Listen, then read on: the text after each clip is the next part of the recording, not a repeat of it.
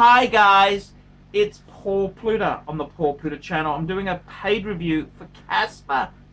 Casper says, hi Arch, I'm a vintage Invicta collector and would love if you could review my watches.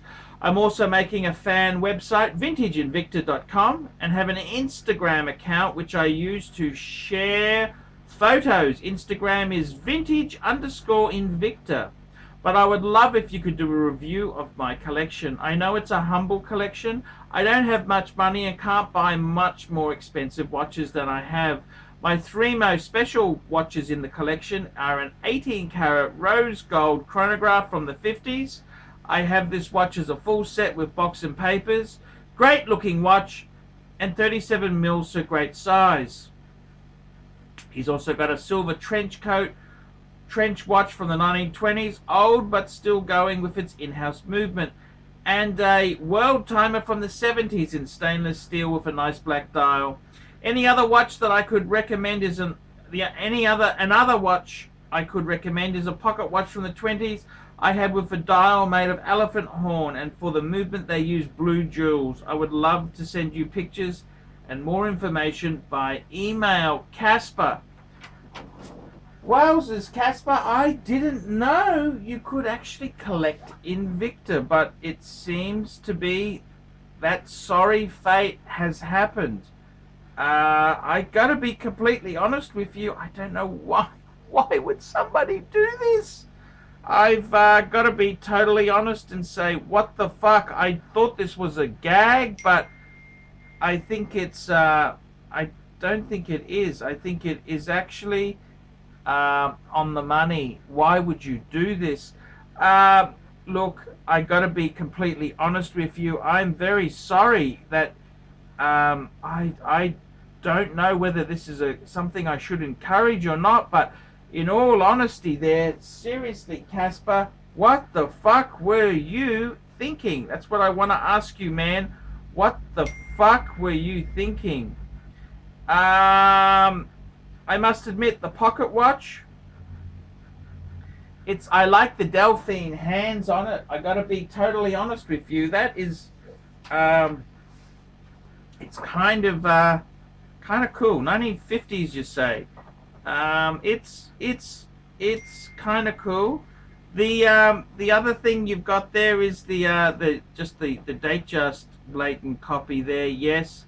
You've got some interesting Invictas, and I got to be honest with you, I don't know what to say there, but this is funky enough, freaky enough to actually be collectible. So I don't know whether it's a bad thing, Victor. I think it's quite good to, I don't know what to say there. It's like kids, like someone who wants to collect asbestos.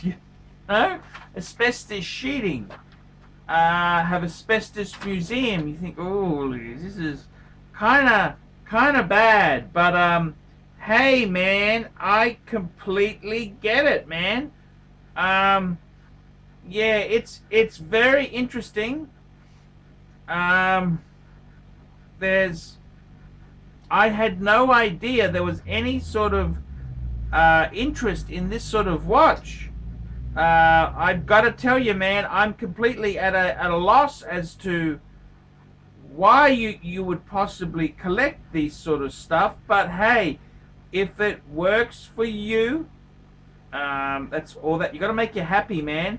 It's got to make you happy. So I've got to be honest with you. Would I recommend it? Probably not. But if you get them cheap enough, it's kind of weird. You know, it's kind of weird. So I've got to be honest with you. What do I think? What do I think? The Invicta collection. I didn't even know any of this stuff. It's kind of, yes, it's very interesting. It's very interesting, you know. It's kind of like collecting lead paint samples, you know. Lead paint, that's another thing that you probably don't want to collect. Asbestos sheeting, that's another thing probably best avoided. probably just leave that shit. I'm taking my shitters off. I'm taking the shitters off. What do you think? What do you think of this Invicta collection? I'm going to put an advert on the fridge, and I'm going to follow up with this guy. Is he for real? I got to be honest with you, man. Would you collect Invictas? Invictas. It's funny. My parents bought a rental house in the 80s. It was an old colonial. It was a federation home. That was when Australia got independence in 1901, I think. And it had the name of that house was Invicta. Invicta. Yes. It was in Ipswich, corner of Harlem Road and Cray Street, I think it was. Anyhow, guys, it was called Invicta. I got to tell you, man, Invicta, that was a very common name.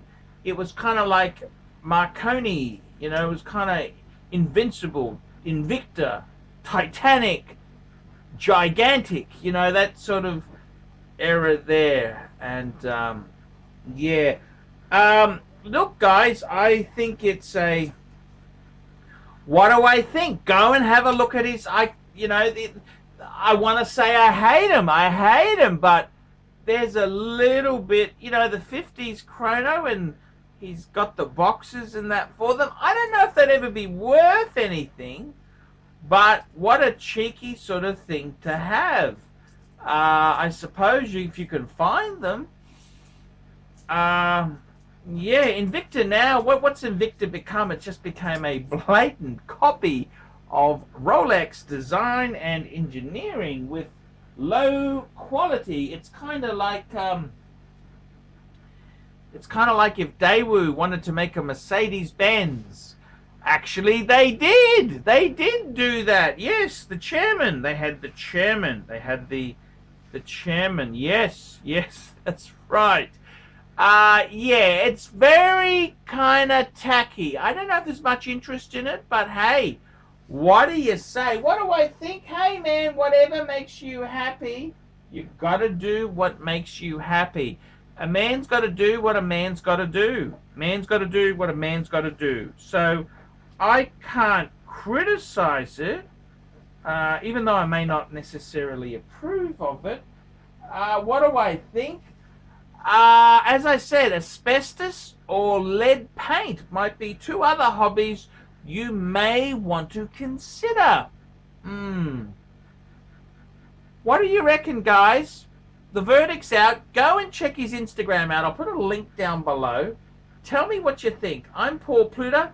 Fuck me dead, an Invicta collector. See you later. And don't forget, guys, like, subscribe, tell your fuckhead friends. And remember, I can't survive on Google Ads alone. I depend on paid reviews to keep me pumping out content. Ciao. David S.W. David S.W. David S.W. Who does ArchieLuxury recommend is the greatest grey market dealer in America? There's only one choice. David S.W. That's right, guys. I've got to tell you the honest truth. I have for a long time been looking for the perfect answer. Who do I recommend people go to see? Who do I recommend that people can go and buy watches? And I've got to be honest with you. The greatest pre-owned dealer for Rolex, Patek Philippe, Audemars Piguet is David S.W. David S.W. David S.W. DavidSW.com. That's right, guys. I have been looking for a contact who I can very nicely refer people to. I am not in the selling business. Customer service, I'm too old to sell watches. I'm too old. I like to recommend my viewers to a reliable source. In Australia, I've got some great sources. There's Sydney Watch Exchange with Cove, Ronnie at Vintage Watch Co, Shani at European Watch Gallery. And in America, who is the best source for pre-owned Rolex, for all the hot models? There's only one person I would recommend, David S.W. David S.W. David S.W. That is the premier source for pre-owned Rolex. I gotta be completely frank and honest with you. Guys, if you are looking for a hot Rolex model, there is only one place you can go to. David S.W. David S.W. David S.W. Let's be honest, guys, there's no point schmoozing the dealers, the ADs. They're just a waste of time. Unless you're going to buy 20 pieces, you are wasting your time. What you're better off to do is pay the market premium and go to a good pre-owned dealer. Who do I recommend? David S.W. David S.W. David S.W. That's correct, guys. I want to tell you this now. I 100% stand behind David S.W. David S.W., the greatest pre-owned dealer in the entire United States of America. That's right, the greatest pre-owned dealer for Rolex, for Patek Philippe, for Audemars Piguet, David S.W. He even does things like FP Journe. David S.W. David S.W. David S.W. That's right. If you want to buy a pre-owned Rolex, a Patek Philippe, Audemars Piguet, there's only one good source I would recommend. David S.W. David S.W. David S.W. I'm Paul Pluta, the method actor who plays Archibald Chesterfield III, and I'm proud to recommend David S.W. See you later. Thank you for watching this channel.